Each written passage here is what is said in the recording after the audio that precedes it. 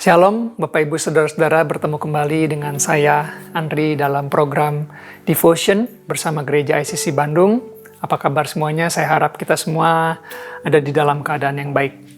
Hari ini kita akan melanjutkan Devotion kita sebelumnya yang berjudul Kompromi yang Menghancurkan, yang dimana kita sudah membahas tentang bahayanya kehidupan yang memelihara dosa, kehidupan yang berteman dengan dosa, kehidupan yang meremehkan dosa, karena dosa itu selalu menimbulkan konsekuensi yang bisa merugikan kita suatu saat nanti, dan kita harus berusaha untuk melepaskannya, lepas dari kebiasaan berdosa kita untuk mendapatkan kehidupan yang terbaik, dan sudah pasti itu yang menjadi kehendak Tuhan dalam kehidupan kita.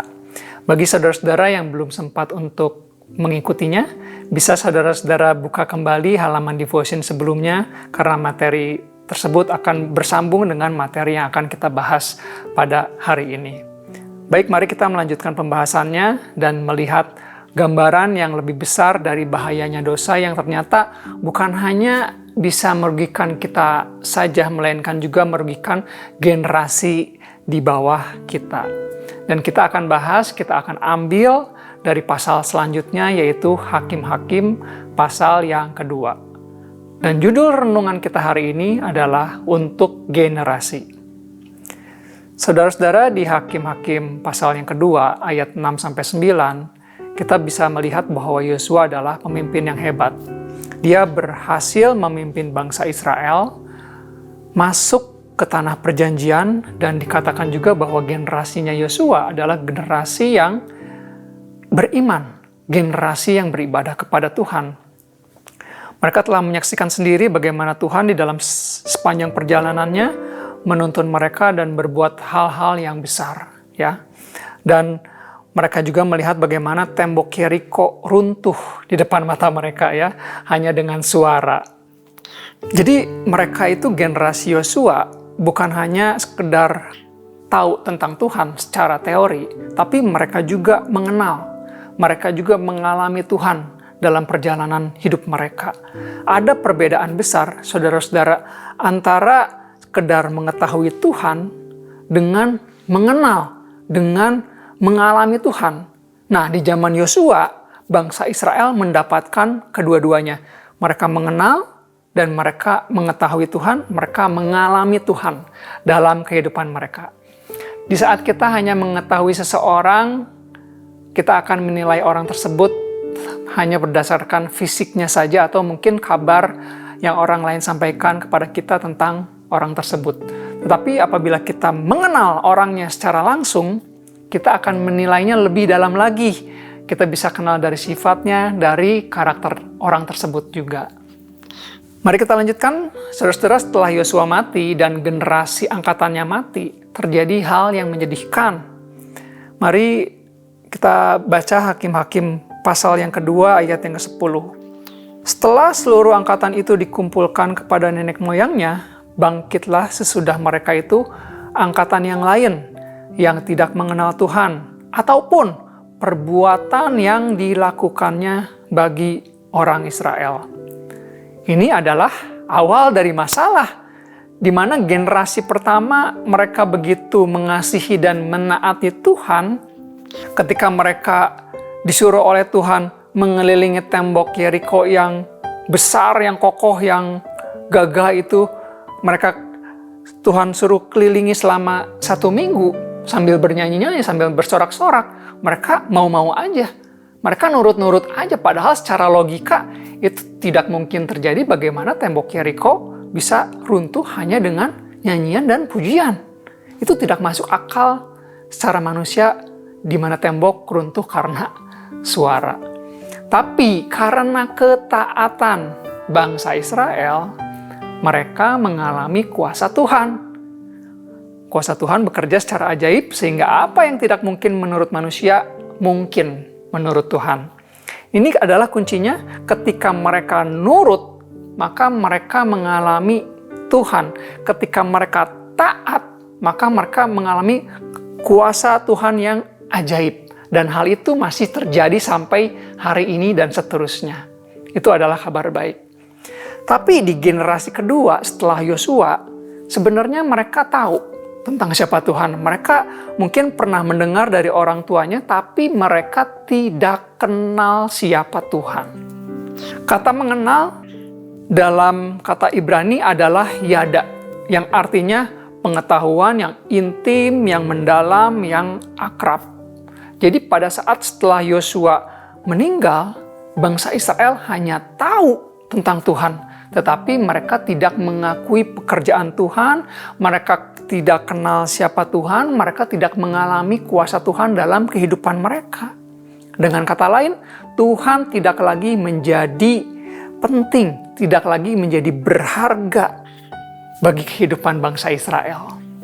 Tuhan hanyalah sekedar sejarah, sekedar teori saja, sekedar tahu saja. Karena di pasal kedua ini, bangsa Israel masuk kembali ke penjajahan, ke penindasan yang sebelumnya oleh bangsa Mesir, sekarang oleh bangsa Kanaan.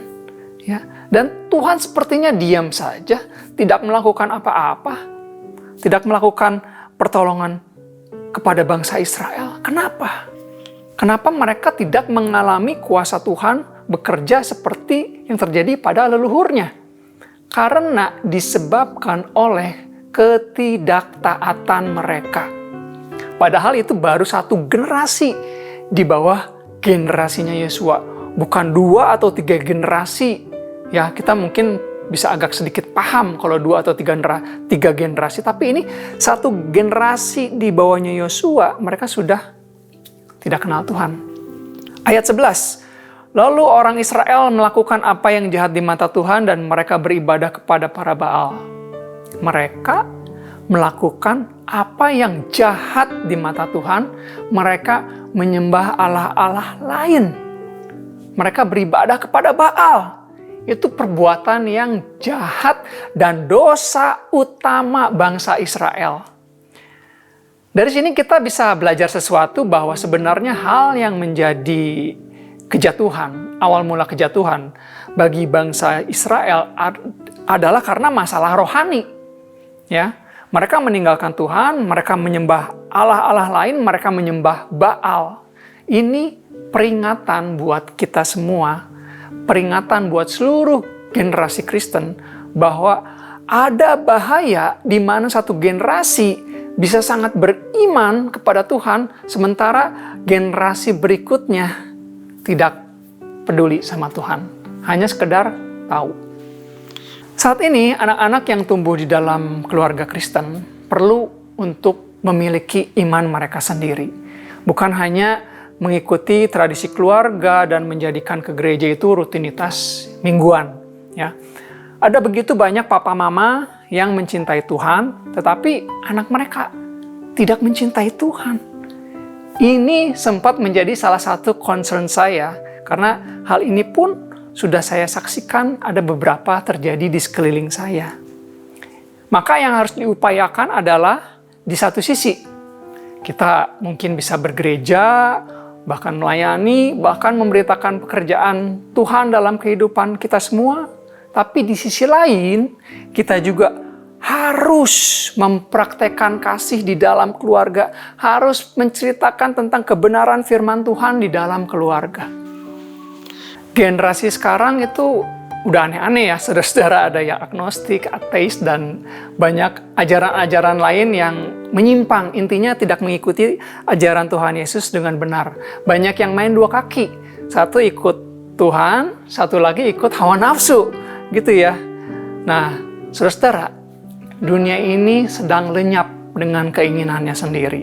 Maka kita sebagai orang tua perlu untuk mengingatkan apa yang benar dan meneladankannya. Katakan teladan kepada keluarga kita, kepada anak-anak kita, kepada pasangan kita, kepada orang tua kita. Kita harus meneladankannya. Ya, kita harus belajar untuk mengasihi mereka. Ini adalah peran kita semua sebagai orang percaya untuk membawa keluarga kita kuat di dalam Tuhan, dan atau misalnya selama ini sudah menyimpang daripada Tuhan, bawa mereka kembali kepada Tuhan. Kita doakan mereka, kita layani mereka, kita kasihi mereka, kita ampuni mereka. Ya, ada banyak orang datang ke gereja tapi hatinya jauh daripada Tuhan. Karena mereka hanya melihat bahwa ke gereja itu adalah rutinitas. Mereka hanya melihat bahwa kekristenan itu adalah mengenai kegiatan agamawi, ya.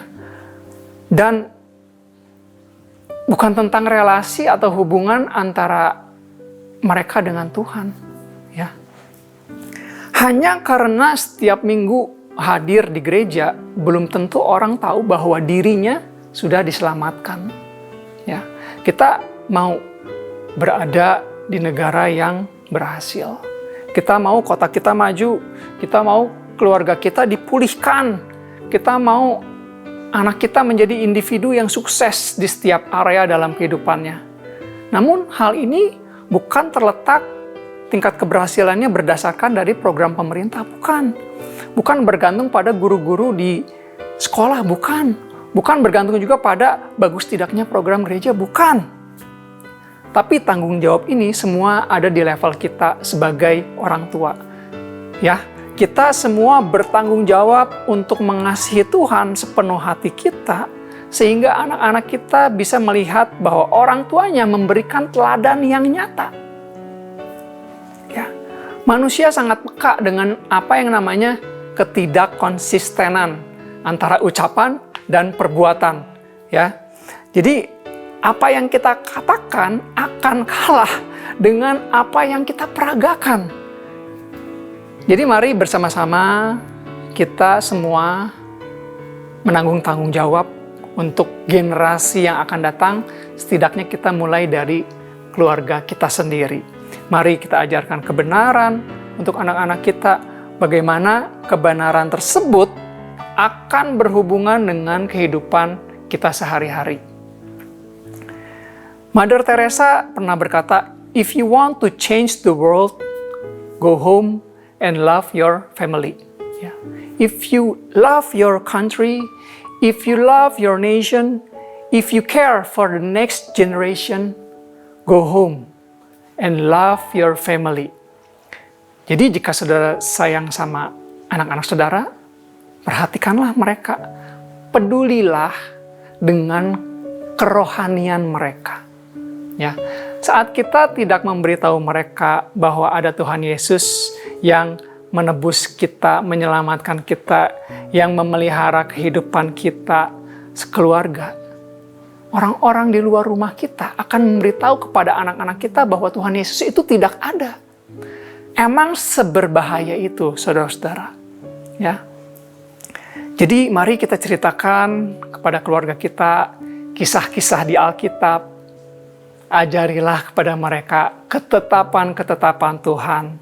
Dan saya yakin Roh Kudus akan menolong mengajarkan kepada mereka bagaimana cara mereka mengambil keputusan yang benar, bagaimana mereka memiliki nilai-nilai kebenaran dalam hidupnya. Ya. Mari ajarkan kepada mereka apa artinya orang yang sudah diselamatkan, orang yang dibenarkan, orang yang sudah menerima kasih karunia. Ya, apa itu namanya mengasihi Tuhan dan apa bahayanya atau konsekuensi dari dosa. Ya, renungan ini untuk kita semua, terutama saya.